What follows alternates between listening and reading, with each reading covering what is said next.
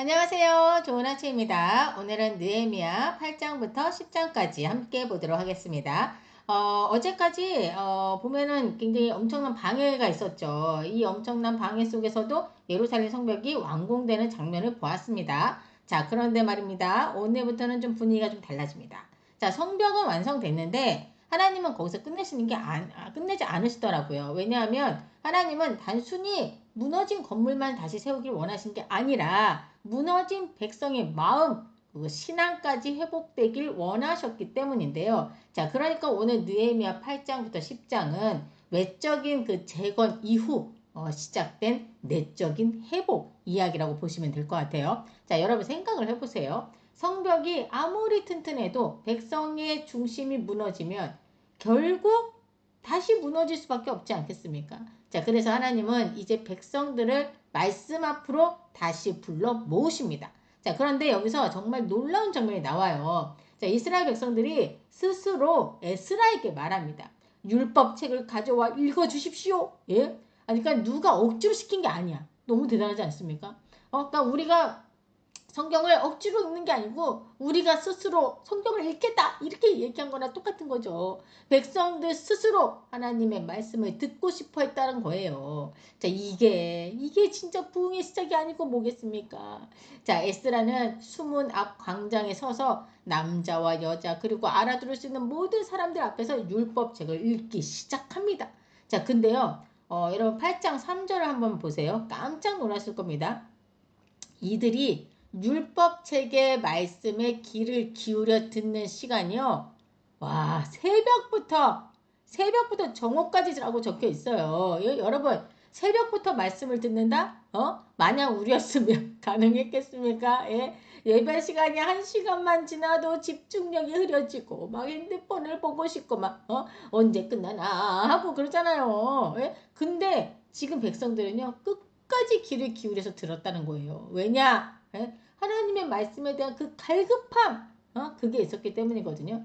이런 걸 보면 진짜 어떤 행동들은 진짜 하고 싶은 마음에서 나오는 게 아닌가 하는 생각이 또 들더라고요. 그러니까 하나님을 정말 사모하면 말씀에 대한 태도도 달라지게 되잖아요. 사실 여담이지만 제가 그걸 완전 경험한 사람이거든요. 그러니까 중고등학교 때 예배 시간마다 제가 얼마나 졸았는지 몰라요. 그냥 기가 막히게 설교만 시작하면 졸기 시작합니다. 설교만 시작하면 탁 졸기 막 졸아요. 정신없이 졸아요. 그러면 설교가 끝나고 이제 헌금송 같은 거 하잖아요. 그러면 눈이 그냥 탁 떠지는 거죠. 정말 여러분 조는 것도 얼마나 힘든지 아십니까? 졸지 않으려고 애쓰는 그 시간, 진짜 고통의 시간입니다. 자, 근데 고등학교 시절에 제가 하나님을 인격적으로 만난 적이 있었다고 말씀드렸잖아요.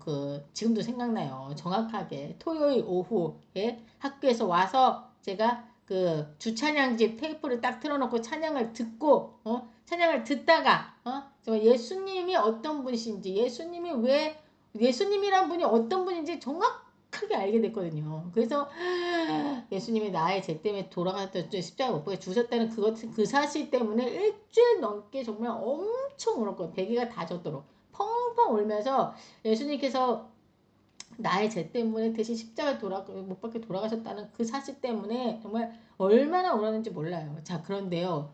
그 이후로 정말 저한테 엄청나게 놀라운 변화가 일어납니다. 교회 가잖아요. 교회 가서 예배를 드리잖아요.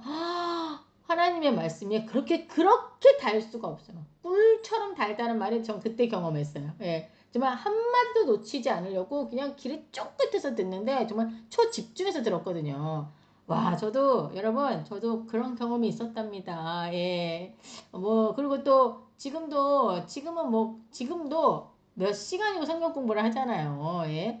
이게 제 힘이겠습니까? 정말 놀랍습니다. 놀라워. 예. 이들도 지금 하나님의 은혜로 이런 경험을 이렇게 하고 있는 게 아닐까라는 생각이 들었어요. 자, 에스라는 높은 나무 강당 위에서 말씀을 읽고 있고요. 백성들은 들을 때마다 아멘! 하면서 막 손을 들고 또 때로는 얼굴을 땅에 대고 하나님께 경배를 합니다. 자, 그리고 레위 사람들은 말씀을 해석해 주기까지 하거든요. 백성들이 제대로 이해할 수 있도록 도와주는 역할을 했던 거예요. 이 장면이 참 중요한 것 같더라고요. 왜냐하면 하나님 말씀은 그냥 읽는 것으로 끝나는 게 아니라 깨닫는 것까지 가야 하기 때문이거든요. 자, 그런데 말씀을 듣던 백성들이 깨달았나 봐요. 막 갑자기 울기 시작합니다. 예? 왜 울어요? 말씀을 들으면서 자기의 모습이 보이기 시작했던 거죠. 하나님 말씀 앞에 서니까 자신들이 얼마나 하나님 없이 살았는지, 얼마나 말씀을 떠나 있었는지가 보였던 거예요. 진짜 여러분 정말 신기하지 않습니까? 저는 말씀이 너무 신기한 것 같아요. 남을 정죄하게 만드는 게 아니라 오히려 내 모습을 보게 만들잖아요. 자, 그런데 바로 그때 느헤미야와 에스라가 백성들에게 말합니다. 슬퍼하지 말라. 여호와로 인한 기쁨이 너희의 힘이니라. 여러분, 이 유명한 말씀이 바로 여기서 나온 거예요. 예? 여러분, 이 장면이 진짜 은혜가 되는 게요. 하나님 말씀은 죄를 드러내는 데서 끝나지 않는다는 겁니다. 회복으로 이어지는 거예요. 죄를 깨닫게 하시고 다시 하나님께 돌아오게 하시고 다시 살아갈 힘을 주시는 거죠. 예? 그래서 백성들은 먹고 마시며 서로 나누고 막 크게 기뻐했다고 써있잖아요. 왜? 예? 말씀을 이해했고 하나님과 다시 관계가 회복되는 그 기쁨을 누리게 되었기 때문이죠. 자, 그리고 여기서 끝이 아니에요, 여러분.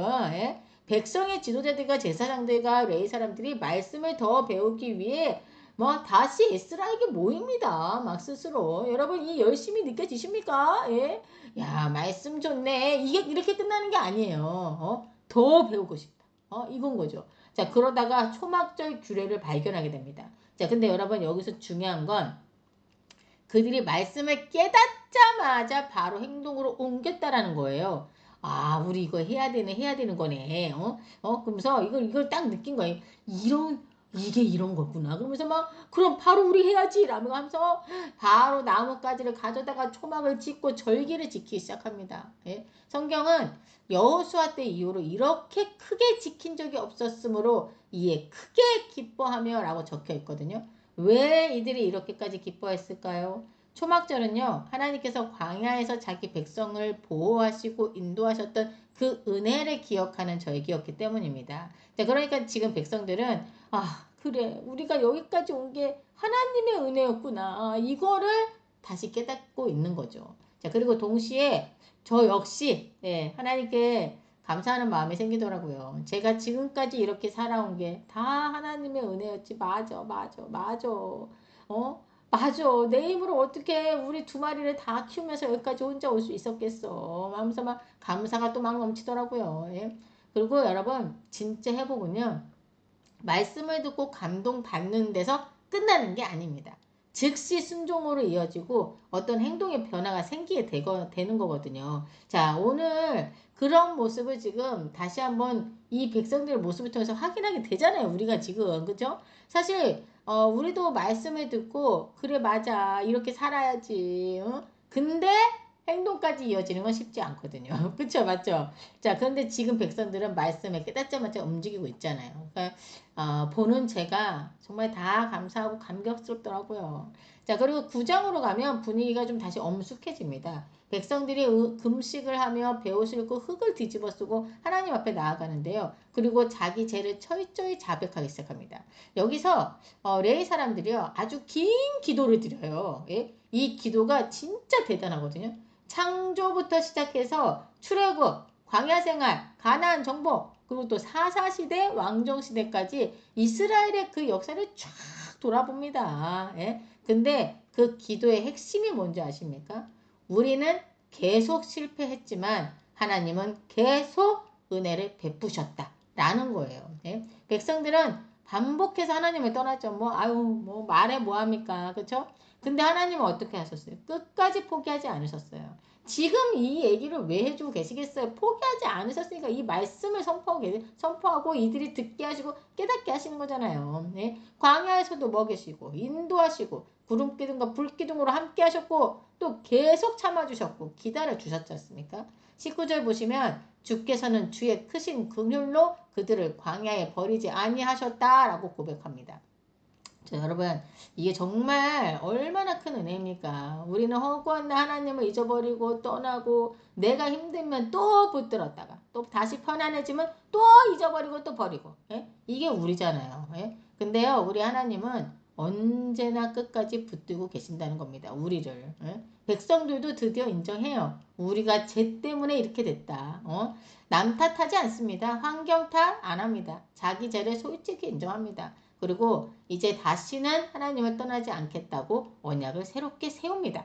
또 여러분들 9장에 나오는 그 기도들 여러분들 입으로 꼭 읽어보시기 바래요. 예. 자, 10장에서는 그 회개의 기도가 실제 삶의 결단으로 이어집니다, 여러분. 엄청난 거죠. 예. 하나님 잘못했습니다 하고 끝난 게 아니라 이제 정말 하나님의 말씀대로 살겠다는 그 결단으로 나아가는 건데요. 그래서 지도자들과 제사장들, 그 레위 사람들이 먼저 언약서에 이름을 적습니다. 예? 성경 10장 1절부터 보시면 이름들이 하나하나 다 기록되어 있거든요.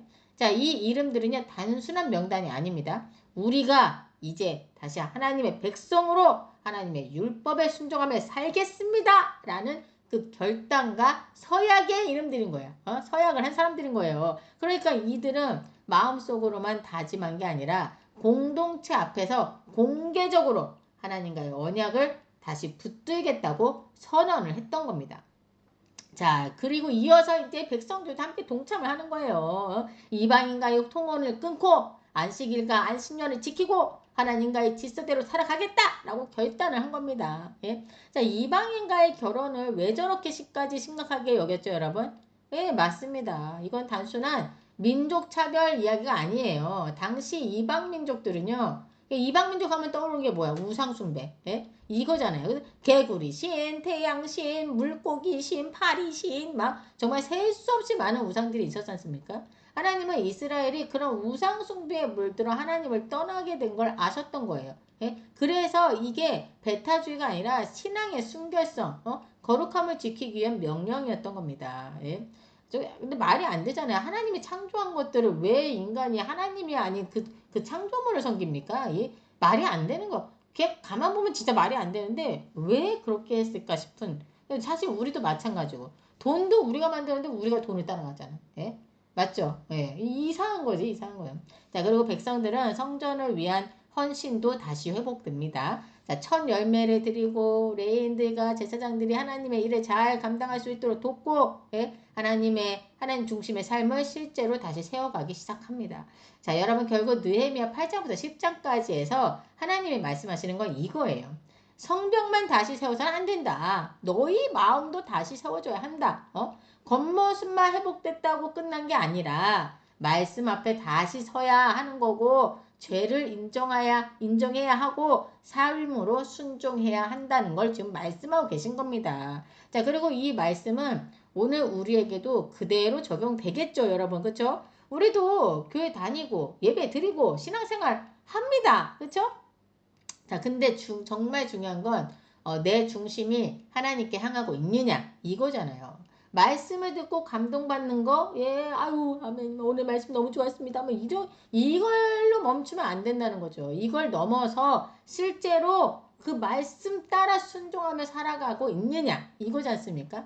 자, 그리고 사실 저는 어렸을 적에 하나님을 진짜 만나기 전에는 내가 왜 죄인인지 잘 이해가 안 갔어요. 막 교회 가면 막 자꾸 회개하라고 그러고 막 죄인이라고 그런 말이 솔직히 말씀드리면 저 듣기 안 좋았거든요. 아니 왜 자꾸 내가 나보고 죄인이라고 나 솔직히 죄 없는데 막 나 정말 깨끗한데 막 이런 생각을 어렸을 때는 많이 했었거든요. 근데 그때 그 사건 하나님의 은혜로 내가 왜 죄인인지 왜 예수님께서 나를 위해 십자가 죽으셔야 했는지를 알게 됐지 않습니까? 그리고